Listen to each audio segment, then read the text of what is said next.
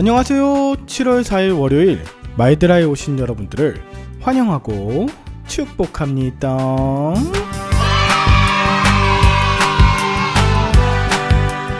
지난주까지 비가 계속 오더니 금요일, 토요일부터는 굉장히 해가 쨍쨍 뜨기 시작해서 지난 주말에도 굉장히 무더운 날씨를 보내셨을 걸로 압니다. 이번 주 중에도 계속해서 날씨가 좋았다가 또 소나기가 오고 또 금요일쯤엔 비가 온다고 하니 여러분 당분간은 조금 후덥지근하지만 이 날씨를 잘 즐기실 수 있어야겠어요. 밖에서 일하시는 분들 특별히 더위에 일사병 걸리지 않으시도록 중간중간 그늘에서 시원한 바람을 맞으며 땀 식혀가면서 일하시고요. 여러분들의 건강과 신앙이 무르익어가는 7월 첫째 주간 될 수 있기를 간절히 기도합니다. 저도 이번 주 중에 어머니 산소에 벌초를 하려고 하는데요. 사실 새벽부터 가서 한다고 해도 약간 겁이 나는데요. 저도 땀 너무 많이 흘려서 쓰러지지 않도록 잘 벌초하고 돌아오도록 하겠습니다. 그럼 오늘 출근하시고 또 새로운 변화의 한 주간 여러분들을 위로하고 격려하는 마음을 담아 힘차게 마이드라 시작해 보도록 하겠습니다. 자, 출발!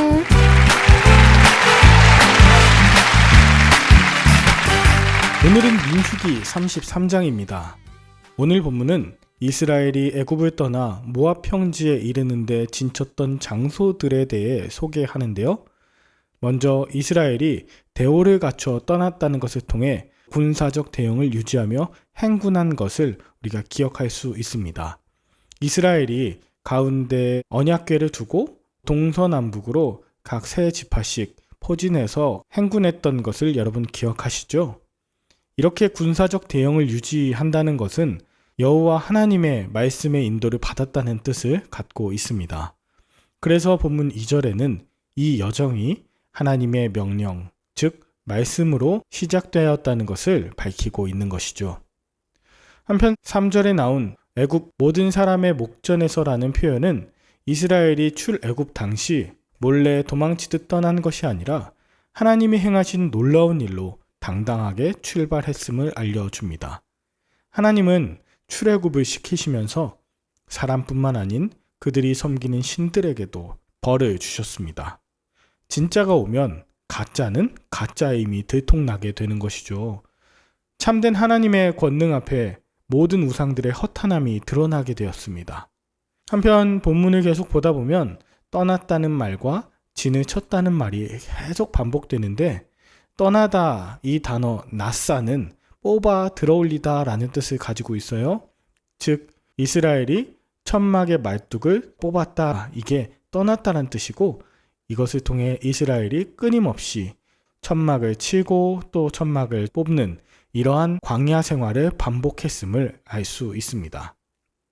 이스라엘의 광야 여정 크게 세 부분으로 나뉘는데요. 본문 5절에서 15절까지 애굽에서 시내까지 진쳤던 곳, 또 16절부터 36절까지는 시내산에서 가데스 바네아까지, 또 37절에서 49절은 가데스를 떠나 호르산에서 모압 평지까지 총 42개의 지명이 언급됩니다. 먼저 애굽에서 시내 광야까지 진쳤던 11곳 중에 8절, 하나님의 권능으로 홍해를 건넜고 쓴 물이 있던 마라와 샘물과 종려나무가 풍성했던 엘림도 지났습니다. 마실 물이 없어 불평했던 자신들에게 하나님이 물을 주신 르비딤을 통해 부끄럽고 감사함을 느꼈을 것이고 또 하나님이 함께한 시간들을 떠올리며 가나안 입성에 대한 두려움을 극복했을 것입니다. 두 번째 시내 광야에서 가데스까지 언급된 곳 중에 특별히 가데스는 10명의 정탐꾼들이 반역했던 장소이자 방랑이 시작된 곳이기에 이스라엘에게는 잊을 수 없는 곳이죠. 또 나머지 장소에 대해서는 잘 알 수 없지만 본문에 언급된 모든 장소가 이스라엘에게 굉장히 의미 있는 장소였을 것입니다. 그 결과 이스라엘은 가나안 땅 문턱까지 오게 되었습니다. 이제 그들은 요단 강가 모압 평지에 진을 치고 여리고성을 마주하고 있습니다. 돌아보면 광야 40년 생활은 하나님을 의지하는 훈련의 시간이고 앞으로 가나안 땅 원주민을 몰아내고 우상을 제거하며 그 땅을 점령한 이후에도 하나님께서 함께 해주시겠다고 하는 약속의 시간이기도 하죠. 이스라엘은 가나안 땅 정복 이후에도 하나님의 말씀 안에서 마음을 굳게 해야 할 것입니다. 그렇지 않으면 이스라엘 백성이 가나안의 우상들을 섬기게 될 것이었기 때문입니다. 우리도 인생 여정에 대해서 회고할 필요가 있습니다. 이것은 자기를 자랑하거나 낭망하라고 하는 것이 아니라 주님께서 이 모든 시간에 나와 함께하여 주셨음을 기억하기 위해서입니다. 지금까지 지내온 시간들이 모두 주님의 은혜였음을 고백하고 고난과 역경을 통해 훈련된 부분이 무엇인지 한번 회고해 볼 수 있길 바랍니다. 그럴 때에 앞으로도 함께 하실 하나님께 믿음의 고백을 드리며 찬양할 수 있을 것입니다. 저도 오늘 본문을 보면서 최근 몇 년 동안에 있었던 제 사역의 여정들에 대해 다시 돌아보고 감사하며 마음을 굳건하게 하는 시간을 가졌습니다. 홍해와 마라, 엘림, 르비딤, 가데스, 신광야, 호르산과 같은 이런 여러 상징적인 장소와 사건들이 제 인생에도 있었더라고요. 그러나 중요한 것은 그 모든 순간에도 하나님은 이스라엘을 한 번도 떠나지 않으셨듯이 언제나 저를 구름 기둥으로, 불 기둥으로 인도하셨다는 것을 고백합니다. 모세와 같이 저도 상한 마음으로 백성들을 위해 중보해야 하는 때가 있었고 때로 백성들에게 원망을 듣는 듯한 그런 때도 있었지만 결국 하나님께서는 광야의 노뱀을 들어 모든 이들이 살게 하듯이 십자가의 예수님을 볼 수 있게 하시고 그 십자가를 세우도록 명령하셨습니다. 제가 앞으로 얼마나 어떤 사역을 잘 감당할 수 있을진 모르겠지만 그저 받아주시고 참아주시는 하나님께 또 여러분들께 감사하는 마음으로 호흡을 다해 하나님의 영광만을 나타내길 원합니다. 여러분은 오늘 무엇을 느끼셨나요?